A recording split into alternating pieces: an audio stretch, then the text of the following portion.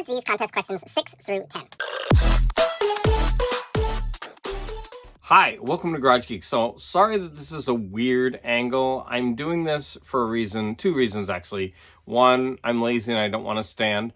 And two, this is going to relate to one of the questions. I've already answered questions 1 through 5 in 2 separate videos, but I need to get this done because I'm going on vacation tomorrow. And so I'm going to put 6 through 10 in one video, but I do not want to do any disservice to a question. Question number 6.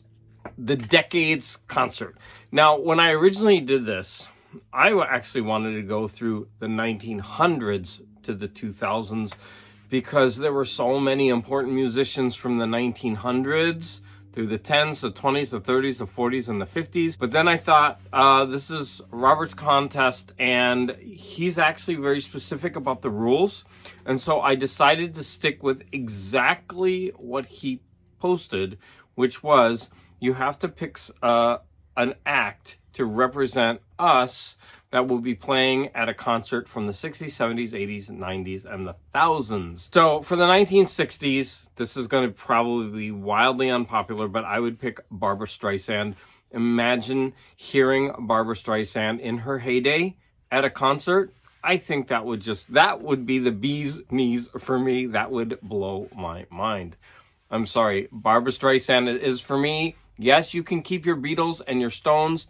I want Barbara. The 1970s. This one is also going to be a weird pick. I would love to see the band Klaatu. I would just jump at the chance to see them live. The 1980s were difficult for me. Now, one rule that Robert has is that we are not allowed to mention a second. And so I'm going to give the 80s to my husband. I would like to allow Madonna, when she was first starting in the 80s, to perform a concert, and he would be able to see her. I, of course, have my own pick, but I'm not allowed to say it because I've already said one.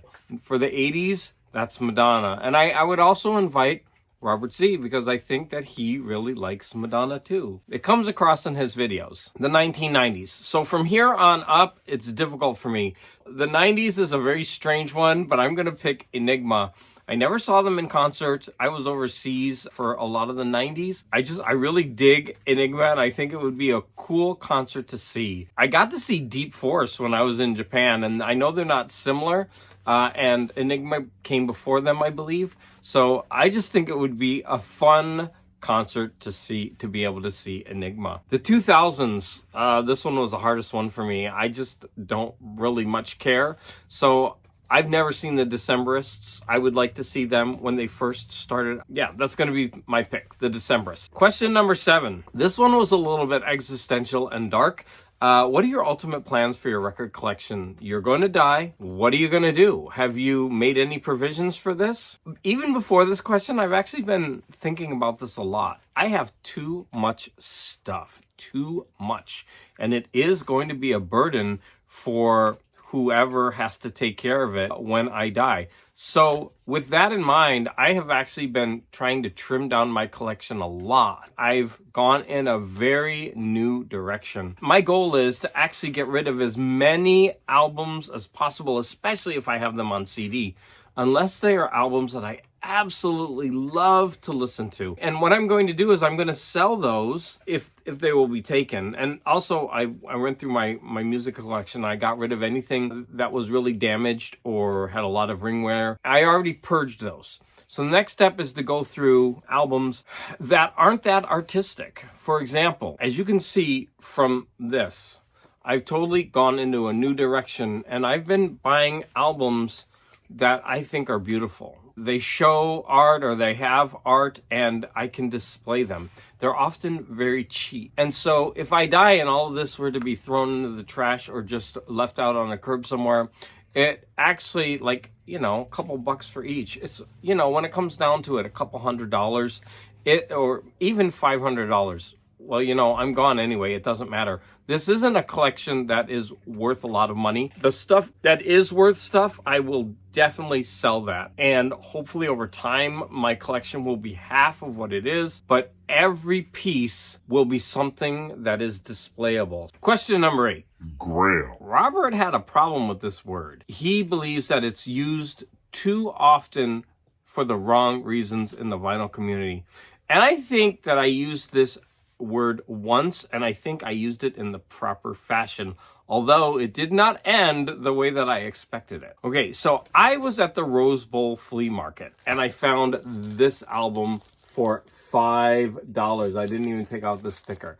Now, I'd always read that audiophiles consider this to be the greatest album ever made, the living stereo version, and I never thought that I would have this in my collection, and I always thought, I would like to own this, right? I have it on CD, actually, but I wanted to hear it on vinyl since supposedly it is the best album ever created. And so I bought it, of course, and I brought it home and I made my Grail video. And I talked about how I was so happy to have this in my collection. And then the comments started coming in, and they're like, dude, that album isn't worth anything. It's not even a good pressing. Blah, blah, blah, blah, blah. So I guess there have been multiple pressings of this, and this one isn't the one that is lauded as, you know, one of the greatest recordings. And there are many others that are also lauded as being better than this or equal to it. And for about a half a minute, I was like, my bubble was burst, but then it wasn't. It was more about going out and finding it and then actually owning it. And I'm actually really proud that I have this in my collection.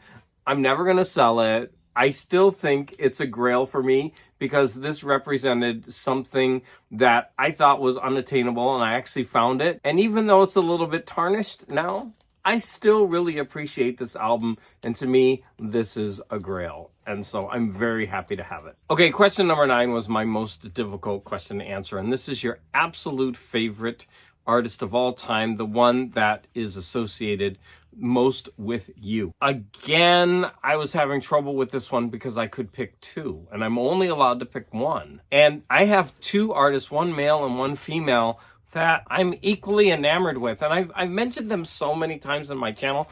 Now, because of what Robert Zee says, I'm not allowed to mention their names. But if you know me, you've heard me speak about these 2 artists. But I'm not going to say their names because of the rules of the contest. But what I am going to say is that my husband is absolutely in love with Madonna. I already said that. And I go out of my way to buy every single album and single that comes out. So without a doubt, in fact, she had a box set of, I don't even know what it was, number 1s or something. It was a 5-disc. I bought it for him. And now it's the same box set. And it's coming out again, but now the vinyl is colored. Each one is a different color. I went ahead and bought that for him. Like, that thing costs like $200 and $250 after shipping and everything. But you know what? I didn't hesitate. So for me, I'm going to nickel and dime. Each one of these is $1, whatever. But when it comes to him, I'm going to spend the money. That doesn't matter, right? Because that's what you do.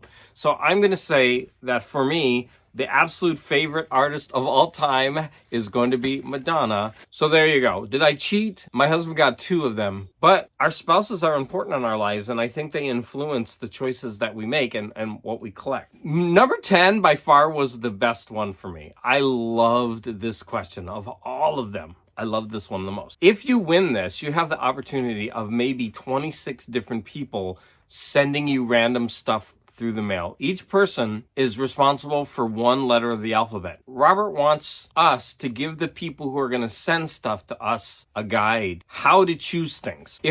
First of all, I want Doug Anderson to win this. But if I win it, sorry, Doug, I'm happy to win it.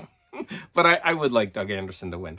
If you do pick me, I mean, if I win this, it's going to be easy because I'm so versatile. Okay, I don't mind if I get toys. I show Funko Pops and I show little things. I don't mind if I get magnets. You can't see it, but on the other side of this camera, there is a filing cabinet and it is covered in magnets. I should do a video on that soon. I like CDs. I like 8-tracks. I like magazines. I like books. I like comic books.